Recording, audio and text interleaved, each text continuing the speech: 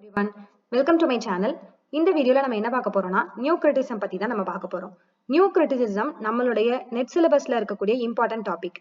அத பத்தி நம்ம ஈஸியா இந்த வீடியோல பார்க்கலாம். நியூ கிரிட்டிசிசம் இந்த டேர்மை காயின் பண்ணது ஜான் கிரவ் ரான்சம். இவரை நம்ம ஜேசி ரான்சம்னு சொல்லுவோம். அவரோட இம்பார்ட்டன்ட் ஒர்க் தான் த நியூ கிரிட்டிசிசம். இந்த ஒர்க்ல தான் நியூ கிரிட்டிசிசம்ங்கிற டேர்மையுமே காயின் பண்ணியிருப்பாரு. இந்த ஒர்க் 1941ல பப்ளிஷ் ஆயிருக்கும். நியூ கிரிட்டிசிசம்னா ஒன்றும் இல்லை. நியூ கிரிட்டிசிசம்ங்கிறது ஒரு டெக்ஸ்ட்டை நீங்க டெக்ஸ்டா மட்டும்தான் படிப்பீங்க. அந்த டெக்ஸ்ட்டை எழுதியிருப்பாருலே ஆத்தர், அவரோட லைஃபோ ஹிஸ்டரியோ அவரோட பேக்ரவுண்டோ நம்ம இதை பார்க்க மாட்டோம். ஒன்லி நம்ம டெக்ஸ்டா மட்டும்தான் படிப்போம்.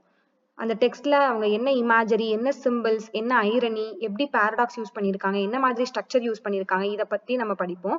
அது மட்டும் இல்லாம இதுல நம்ம என்ன பண்ண மாட்டோம், ஆத்தரோட பேக்ரவுண்டை பத்தி நம்ம படிக்கவே மாட்டோம்.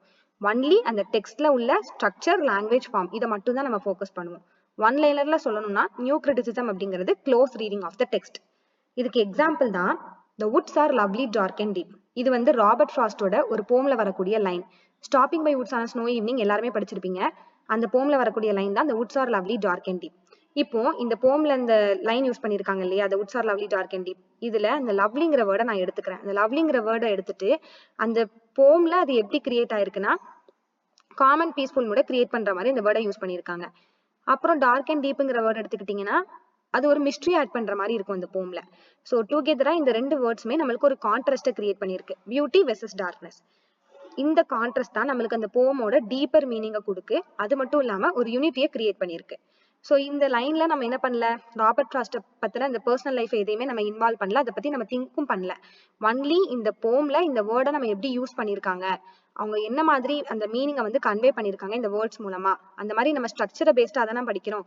ஸோ இதை தான் எக்ஸாக்டா நியூ கிரிட்டிசிசம்னு சொல்றோம். இப்போ நியூ கிரிட்டிசிசம்ல இருக்கக்கூடிய இம்பார்ட்டன்ட் கிரிட்டிக்ஸ் பார்க்கலாம். First IA Richards, TS Eliot, Cleanth Brooks, WK Wimsatt, John Crowe Ransom and Allen Tate. So இவ்வளவுதான் நியூ கிரிட்டிசிசம். இது நான் நியூ கிரிட்டிசிசம்க்கு கொடுத்துருக்கக்கூடிய இன்ட்ரடக்ஷன் தான். இன்னும் நம்ம வீடியோஸ்ல மற்ற கிரிட்டிக்ஸ் பத்தி நம்ம டீடைல்ஸா பார்க்கலாம். தேங்க்யூ ஃபார் வாட்சிங்.